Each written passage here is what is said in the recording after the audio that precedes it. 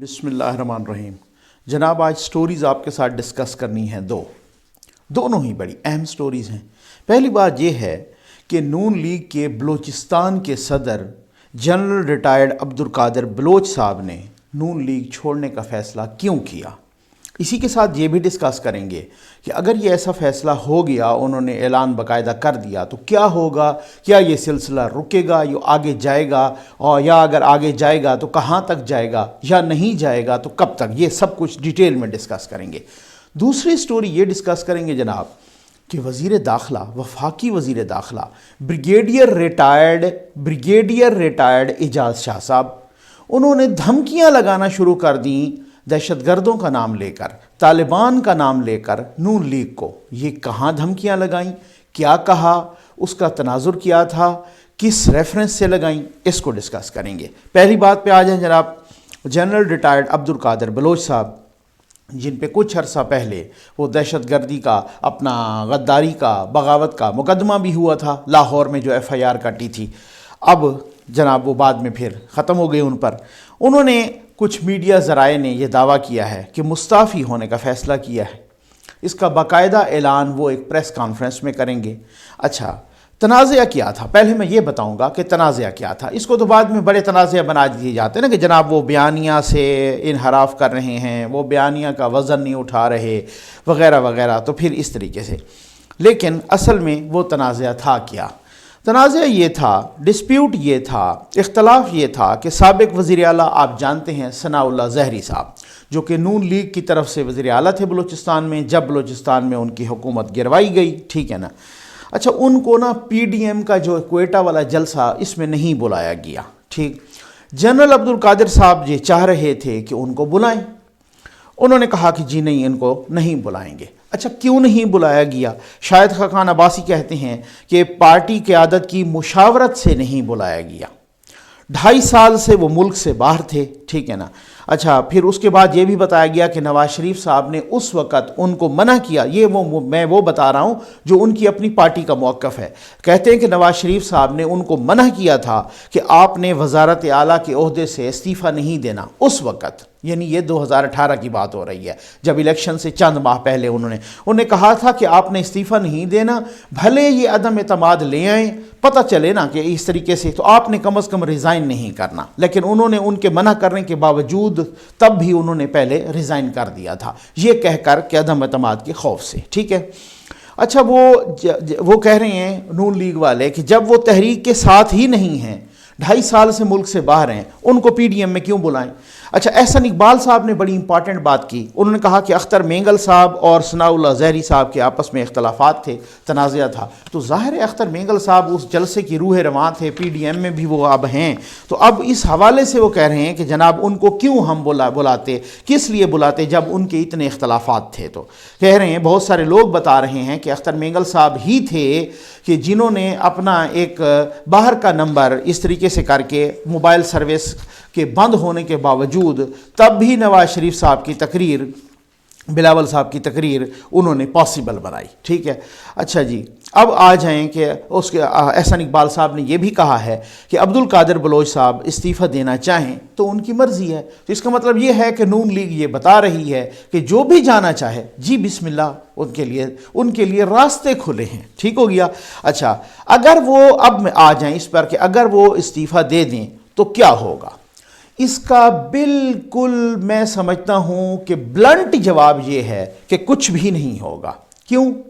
بھائی ground realities کو دیکھا جاتا ہے نا، حالات کو دیکھا جاتا ہے، زمینی حقائق کو دیکھا جاتا ہے۔ زمینی حقائق یہ ہیں کہ اس وقت نواز شریف صاحب اور مریم نواز صاحبہ بھی اگر صرف پارٹی میں رہ گئی نا، تب بھی نون لیگ کو کچھ نہیں ہوگا۔ یہی تو وجہ ہے کہ سارے کیوں نہیں چھوڑ رہے، یہی تو وجہ ہے۔ انہوں نے تو یہاں تک بھی کہہ دیا، مریم نواز صاحبہ نے، نواز شریف صاحب، کہ جو بیانیے کا وزن نہیں اٹھا سکتا بس وہ خاموش رہے، اس کی خاموشی بھی قبول ہے، ٹھیک ہو گیا نا۔ اور وہ خاموش ہیں رہنما سارے کے سارے، اور ان کی خاموشی ان کو قبول ہے۔ انہوں نے تو یہاں تک بھی وضاحت کر دی کہ ہر بندہ ظاہر بیانیے کا، اتنے سخت بیانیے کا وزن نہیں اٹھا سکتا۔ پھر انہوں نے کیسز بھی بنائے ہوئے ہیں، پھر اس طریقے سے ہر کسی کی اپنی مجبوریاں بھی ہوتی ہیں، تو انہوں نے تو ان کو یہ میسج کنوے کر دیا ہے اپنے تمام رہنماؤں کو کہ بیانیے کا وزن نہیں اٹھا سکتے، آپ خاموش رہیں، آپ اس پہ بات بھی نہ کریں، لیکن وہ ہیں ان کے ساتھ، ٹھیک ہے نا۔ اچھا آپ کو پتہ ہے نا کہ ایسا کیوں ہے؟ ایسا اس لیے ہے کہ تمام کو معلوم ہے کہ ووٹ کس کا ہے۔ بھائی ووٹ بینک ہے یا تو نواز شریف صاحب کا یا ہے مریم نواز صاحبہ کا۔ اب لوگ کہتے ہیں کہ سر آپ یوں نہ کہیں، وہ بھائی ووٹ بینک تحریک انصاف میں عمران خان صاحب کا ہے، کس کو نہیں پتہ؟ ووٹ بینک مولانا صاحب کی پارٹی میں مولانا صاحب کا ہے، ووٹ بینک پیپلز پارٹی میں آپ دیکھ رہے ہیں ذوالفقار علی بھٹو صاحب کا ہے، بے نظیر بھٹو صاحب کا ہے، پھر اس کے بعد اس سے آنورڈ جو پارٹی چلے گی تو پھر بلاول صاحب کا ہے۔ اس میں ایسی کون سی بات ہے؟ آپ اس میں کون سی ایسی کو میں راکٹ سائنس بیان کر رہا ہوں؟ اب تو جو بیانیہ یا تحریک اب میں آپ کو بتاتا ہوں نا برقرار رہی تو نون لیگ پنجاب کی حد تک میں سمجھتا ہوں کہ وہ اس سٹیج پہ پہنچ چکی ہے۔ یاد رکھیے گا نون لیگ پنجاب کی حد تک کم از کم پنجاب کی حد تک الیکٹیبلز کی محتاج بھی نہیں رہے گی۔ یہ آپ یاد رکھنا، میرا جملہ سنبھال کے رکھنا، ٹھیک ہے؟ یہ الیکٹیبلز کی محتاج بھی نہیں رہے گی۔ اسی وجہ سے تو آپ نے دیکھا نا کہ احسن اقبال صاحب نے کچھ روز پہلے ایک ٹویٹ بھی کیا، غالباً ہاں احسن اقبال صاحب نے کیا تھا کہ الیکٹیبل سے اب جان چھڑا دینی چاہیے۔ اب الیکٹیبلز جو ادھر ادھر بھاگتے ہیں نا اس طریقے سے، تو ان کو ڈسکریج کرنا، اس طرح کے ان کے الفاظ تھے، ٹھیک ہے نا؟ آپ وہ چیک کر لیجئے گا۔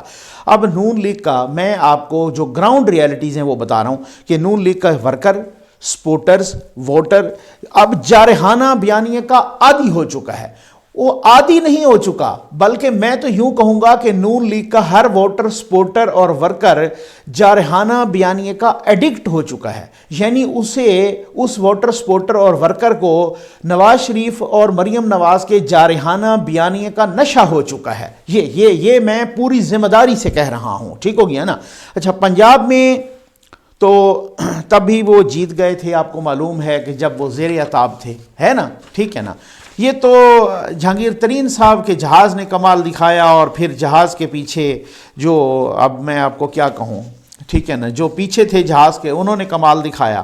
تو جس نے پارٹی کو جناب صاحب آج تک چھوڑا ہے نا اپنی سیاسی پارٹی کو، وہ سیاسی پارٹی جسٹ لائک ایک گھر ہوتی ہے، تو جس نے گھر کو چھوڑا ہے وہ ذلیل ہوا ہے، ٹھیک ہو گیا نا؟ جس نے پارٹی کو چھوڑا ہے وہ اب مثالیں دیکھ لیں نا، ذوالفقار مرزا کو دیکھ لیں، انہوں نے پیپلز پارٹی کو چھوڑا۔ کون نہیں جانتا ذوالفقار مرزا صاحب کی کیا حیثیت تھی پیپلز پارٹی میں؟ ذوالفقار مرزا صاحب رائٹ ہینڈ تھے آصف علی زرداری کے، وہ سندھ کے وزیر داخلہ تھے اس وقت، ٹھیک ہے نا، کہ جب یہ اختلافات پیدا ہوئے۔ اس کے بعد جناب وہ عین ممکن ہے کہ نیکسٹ اگر ان کی گورنمنٹ آتی کبھی اب تو وہ وفاقی وزیر داخلہ ہوتے یا سندھ کے اب تک وزیر اعلیٰ بن چکے ہوتے، ان کی اس حد تک پوزیشن تھی۔ پھر وہ آج کہاں ہیں؟ پھر وہ آج کدھر گئے؟ آپ یہ بتا دیں نا ذرا، ٹھیک ہے نا؟ اچھا پیپلز پارٹی کو جو باقی لوگوں نے چھوڑا ان میں سے بہت سارے ہمارے اچھے پیارے دوست بھی ہیں، اب مجھے پتہ ہے پرسنلی اب وہ پچھتا رہے ہیں، ٹھیک؟ جاوید ہاشمی صاحب جیسے بندے کو دیکھ لیں جو پرو ڈیموکریٹک ہے، جن کی جمہوریت کے لیے اچھی خاصی خدمات ہیں، جن کو ایسے لوگ پسند کرتے ہیں کہ انہوں نے نون لیگ کو ایک دفعہ چھوڑنے کی غلطی کی، وہ آج تک ایڈجسٹ نہیں ہو پا رہے، ٹھیک ہے؟ اسی وجہ سے کہ جناب ان کو منانے کے لیے اللہ بخشے بیگم کلثوم نواز صاحبہ بھی گئی تھیں، لیکن انہوں نے اس چیز کو نہیں اپنا کرٹسی میں رکھا، تو پھر بھی آج تک وہ ایڈجسٹ نہیں ہو پا رہے دوبارہ۔ چودھری نثار صاحب کو دیکھ لیں جناب، جو سمجھتے تھے کہ میں نون لیگ کے لیے ناگزیر ہوں، جو سمجھتے تھے کہ میرے بغیر تو کسی سے رابطے ہو ہی نہیں سکتے، میں تو پل کا کردار ادا کرتا ہوں، انہوں نے چھوڑا۔ آج تک کیا ہو رہا ہے؟ ایون اپنی صوبائی اسمبلی کی سیٹ کا حلف تک نہیں اٹھا سکے چودھری صاحب۔ جہانگیر ترین صاحب کو دیکھ لیں، انہوں نے چھوڑا نہیں بلکہ ان کو تو الٹا نکالا گیا۔ پھر بھی کیا ہوا؟ ابھی تک کچھ تحریک انصاف کو ہوا نہیں ہوا نا بھائی۔ بات یہ ہے، میں آپ کو بتاتا ہوں کہ اگر کسی نے پوچھنا ہو کہ پارٹی سے جا کے کیا ہوتا ہے تو آپا فردوس سے پوچھے ذرا۔ آپا فردوس صاحبہ بتا چکی ہیں بہت اچھے انداز میں کہ جو پیپلز پارٹی کو چھوڑ کے جائے گا وہ ذلیل و خوار ہوگا، یہ ان کا ساٹھ موجود ہے، جو بھی گیا ہے وہ ذلیل و خوار ہوا ہے۔ اور خود آپ، اب میں نہیں کہوں گا میرے لیے محترم ہیں کہ جناب یہ فارمولہ ان پہ خود بھی اپلائی ہو گیا ہے یا نہیں ہوا، لیکن پوچھیں تو صحیح ان سے کہ ہوا کیا ہے ان کے ساتھ، ٹھیک ہے نا؟ تو بہرحال آپ کو پتہ بھی ہے کہ کیا ہوا ہے۔ اب پتہ کیا ہے، ایک نئی ڈرامے بازی شروع ہو گئی ہے. میں معذرت کے ساتھ اسے مبینہ ڈرامے بازی کہوں گا. میں آج کچھ گھنٹے پہلے خبر پڑھ رہا تھا کہ جناب کوئی صاحب ہیں سردار منصب علی ڈوگر، یہ جو میرے پاک پتن کے ویورز ہیں نا، جو آس پاس کے لوگ وہ ان کو جانتے ہیں، ٹھیک ہے نا. سردار منصب علی ڈوگر صاحب، انہوں نے کہا کہ میں نواز شریف کے بیانیے کا ساتھ نہیں دے سکتا، اس لیے نون لیگ چھوڑنے کا اعلان کر رہا ہوں. کیا بات ہے اس ڈرامے بازی کی. اب ذرا آ جائے میں آپ کو سردار صاحب کی ذرا حقیقت بتاتا ہوں، ٹھیک ہو گیا نا. 2018 کے الیکشن میں سردار منصب علی ڈوگر صاحب نے قومی اسمبلی سے بھی اور صوبائی اسمبلی سے بھی آزاد الیکشن لڑا. ٹھیک، ثبوت دیتا ہوں جناب، میں کبھی فیکٹس کے اور دلیل کے بغیر تو بات کرتا نہیں، ٹھیک ہے نا، انشاءاللہ کبھی بھی ایسا نہیں ہوگا. اچھا، NA 145 2018 کا الیکشن، پاک پتن NA 145، اس میں جو پہلے نمبر پہ آیا نا MNA، ٹھیک ہے، احمد رضا مانیکا، وہ نون لیگ کا تھا اور 1,18,000 سے زیادہ اس کو ووٹ پڑے. دوسرے نمبر پہ تھا محمد شاہ کھگا، یہ PTI کے تھے، 90,000 ان کو ووٹ پڑے. تیسرے نمبر پہ سردار منصب علی ڈوگر صاحب، یہ آزاد تھے، ان کو 32,000 پڑے. تو جب وہ 2018 میں ہی آزاد لڑ رہے تھے تو پھر آپ کا تعلق تو نون لیگ سے اسی وقت ختم ہو گیا. اب آپ یہاں اپنا قد بڑا کرنے کے لیے، ٹھیک ہے، اور اس طریقے سے کہیں کہ جناب کہ میں تو اب نون لیگ کو چھوڑ چکا ہوں اور آپ کو تو نون لیگ کا 2018 میں ٹکٹ نہیں ملا تھا. اب آ جائیں تھوڑا چھوٹی سیٹ پہ، PP 193، یہ بھی پاک پتن کی ہے. اس میں احمد شاہ کھگا، وہ جو وہاں بڑی سیٹ پہ ہارا، وہ جناب PTI کے وہ جیتے، ٹھیک، 44,000. دوسرے نمبر پہ سردار منصب علی تھے، یہی والے، یہ بھی آزاد لڑے، ان کو 31,000. تیسرے نمبر پہ نون لیگ کے تھے وقار احمد، ان کو 13,000 پڑے. بات یہ ہے کہ آپ بڑی سیٹ پہ بھی اور چھوٹی سیٹ پہ بھی آزاد لڑے، اور پھر اگر نون لیگ نے اپنا امیدوار کھڑا نہ کیا ہوتا تو تب بھی ہو سکتا ہے کہ بھائی پالیسیز ہوتی ہیں اپنی اپنی جماعتوں کی کہ کہیں پہ وہ آزاد کھڑا کر دیتے ہیں اور جماعت ان کو سپورٹ کرتی ہے، چلیں تب بھی کوئی بات بنتی تھی. آپ کے تو مقابلے میں بڑی سیٹ پہ بھی اور چھوٹی سیٹ پہ بھی نون لیگ کے امیدوار کھڑے تھے. تو اب آپ کیسے کہہ سکتے ہیں کہ اب میں نون لیگ کو چھوڑ چکا ہوں؟ یہ تو بہت بڑا لطیفہ اور بہت بڑا ڈرامہ ہے. بھائی جو بندہ، میں آپ کو بتاتا ہوں، 2018 کے الیکشن میں اسے ٹکٹ ہی نہیں ملا تو نون لیگ نے اسے نکال دیا، یوں سمجھ لیں. اب وہ کہتا ہے کہ میں نے نون لیگ چھوڑ دی ہے. تو جن لوگوں نے بھائی اگر چھوڑنا ہوتا نا، وہ 2017 اور 18 میں چھوڑتے. اس وقت تو بڑا عطاب تھا نا. اس وقت کیا تھا 2017 اور 18 میں؟ نواز شریف صاحب جیل میں بیٹھے تھے، ان کی بیٹی جیل میں بیٹھی تھی، باقی کتنی قیادت جیلوں میں، مقدمات میں، نیب میں اس طرح سے تھی. تو وہ تو اس وقت چھوڑتے ہو بھائی جن قوتوں نے ٹل کا زور لگا لیا. میں کہہ رہا ہوں، مجھے جو ہے نا بہت ہی باوثوق ذرائع سے پتہ ہے کہ بہت ساری قوتوں نے ٹل کا زور لگا لیا، انت کر دیا کہ بلاول صاحب کوئٹہ کے جلسے میں تقریر نہ کریں. ان کو قائل کرنے کی کوشش کی گئی، ان کو منانے کی کوشش کی گئی، پریشر دینے کی کوشش کی گئی، تاکہ اگر ایسا ہو جائے تو ہم کہیں گے دراڑ پیدا ہو گئی ہے نون لیگ اور پیپلز پارٹی میں اور PDM میں دراڑ پیدا ہو گئی. تب بھی نہیں ہوا. ساری چیزیں مینیجیبل نہیں ہوتی، ساری چیزوں کو مینیج نہیں کیا جا سکتا.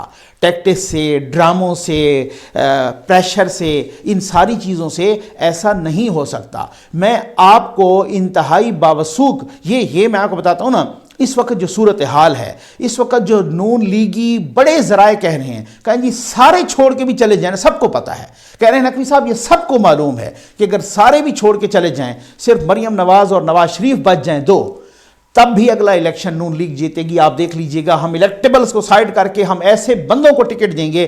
اس پوزیشن میں آ گئے ہیں کہ اگر وہ کسی درخت کو یا کھمبے کو بھی ٹکٹ الاٹ کریں وہ بھی جیت جائے گا. پنجاب کی حد تک میں اس سے 100% نہیں 1000% متفق ہوں. اس کی وجہ یہ ہے کہ جو حالات بنے ہیں، جو حالات بن رہے ہیں، وہ بیانیہ جو ان کے ووٹر سپورٹرز اور ان کے ورکر سے، اب وہ بیانیہ عوام میں سرایت کر رہا ہے. اب مجبوری یہ ہے کہ اگر وہ تھوڑا ہلکا ہاتھ رکھتے ہیں تو عوام اور ووٹر اور ان کے سپورٹر اور ورکر ان کو کہتے ہیں کہ آپ یو ٹرن لے گئے ہو. یہ مسئلہ ہے بھائی، حقائق کو سمجھا کریں. زمین آ جائیں جناب، آ جائیں وزیر داخلہ اعجاز شاہ صاحب پہ. کیا بات ہے جناب، وزیر داخلہ صاحب بہت بڑی پوسٹ ہوتی ہے، بہت، یعنی پورے انٹیریئر کے معاملات کا، پورے لا اینڈ آرڈر کا سب کچھ انچارج ہو، تو خاص طور پہ پھر بریگیڈیئر ریٹائرڈ ہوں، پھر خاص طور پہ جو ہے نا وہ ایک بڑی ایک جگہ سے سیکٹر کمانڈر بھی رہے ہوں، تو پھر تو آپ کو پتہ ہے ان کی ساری سینسٹیوٹی، ان کی ذمہ داری، ان کی رسپانسبلٹی، ان کا سٹیٹس ساری جگہ پہ ان کو تو پتہ ہے نا۔ اب ننکانہ صاحب میں وہ سیرت کانفرنس سے خطاب کر رہے تھے سیرت کانفرنس سے، ٹھیک ہو گیا۔ جب ANP انہوں نے فرمایا کہ جب ANP نے طالبان کی مخالفت کی، اب کس طریقے سے انہوں نے سیرت کانفرنس سے یوں جوڑ کے جواب اپنا بات کی۔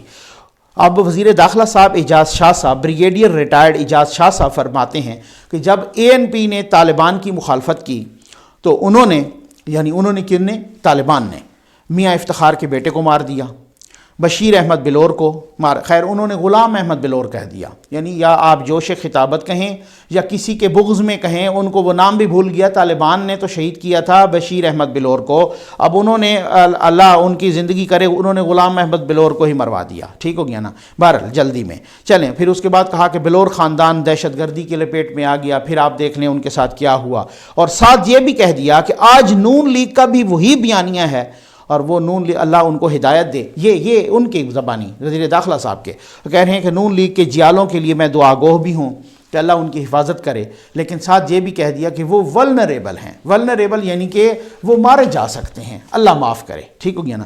اب یہ ملک کا وزیر داخلہ کہہ رہا ہے، یہ کون کہہ رہا ہے صاحب؟ یہ ملک کا وزیر داخلہ کہہ رہا ہے۔ اس سے وہ کیا میسیج دینا چاہ رہے ہیں؟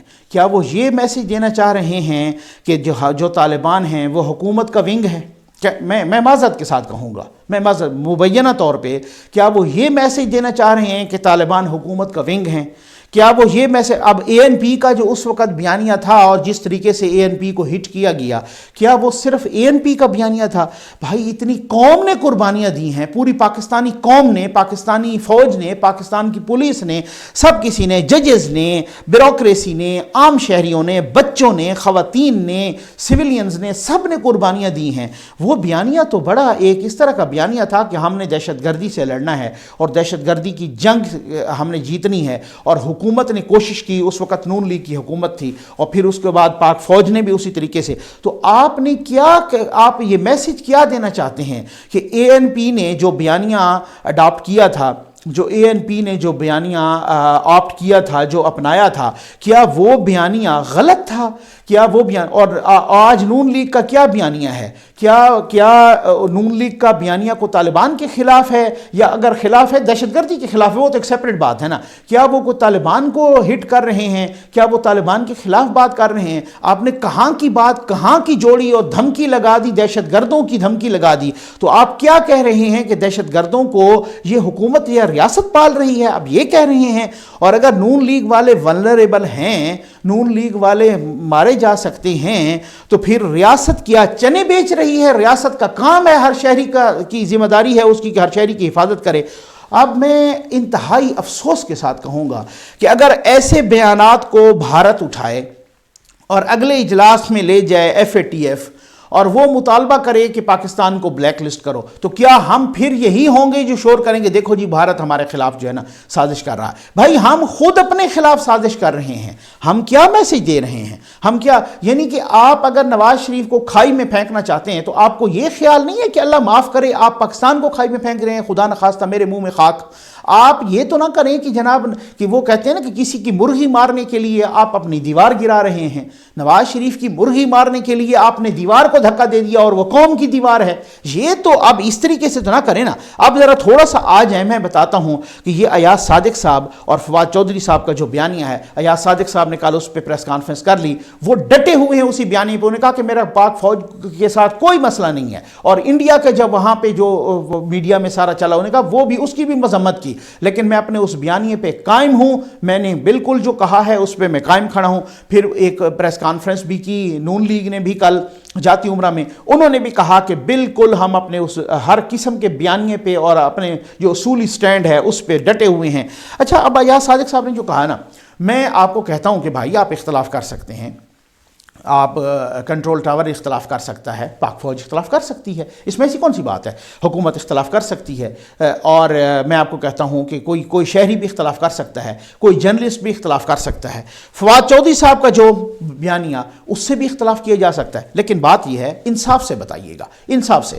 جو ایاز صادق صاحب کا بیانیہ یہی ہے نا، میں سمپل الفاظ میں ذرا بتا دوں نا کہ ابھینندن کو اس ڈر سے چھوڑا گیا، شاہ محمود قریشی نے کہا، اور وہ سارا جو انہوں نے بیان کیا کہ ابھینندن کو، کہ بھارت حملہ کرنے والا ہے تو ابھینندن کو ڈر سے چھوڑ دیں۔ اچھا، انہوں نے کہا کہ میں نے حکومت کا کہا ہے، میں نے شاہ محمود قریشی کا کہا ہے۔ چلیں، اس بیان کو میں کہتا ہوں کہ ایاز صادق صاحب والے کو بھی اور فواد چودھری صاحب والے بیان کو بھی، دونوں کو کہتے ہیں غلط ہے، لیکن سنگین کون سا بیان ہے یہ میں آپ پہ چھوڑتا ہوں، میں دلیل دوں گا، آپ نے۔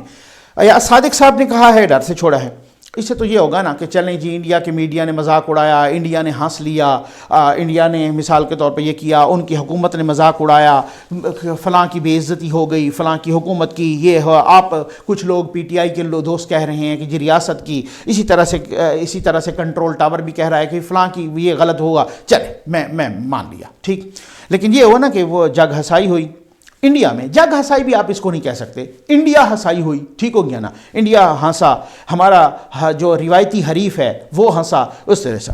اب آپ آ جائیں ذرا فواد چودھری صاحب کے بیانیے پہ، جو انہوں نے کہا کہ یہ جو پلوامہ کا اٹیک تھا یہ ہم نے گھس کے مارا، ہم نے کیا، اس پہ جگ ہسائی نہیں ہوئی، اس پہ پاکستان کے خلاف اللہ معاف کرے ایف آئی آر ہو گئی ہے، انٹرنیشنل کمیونٹی میں ہو گئی ہے۔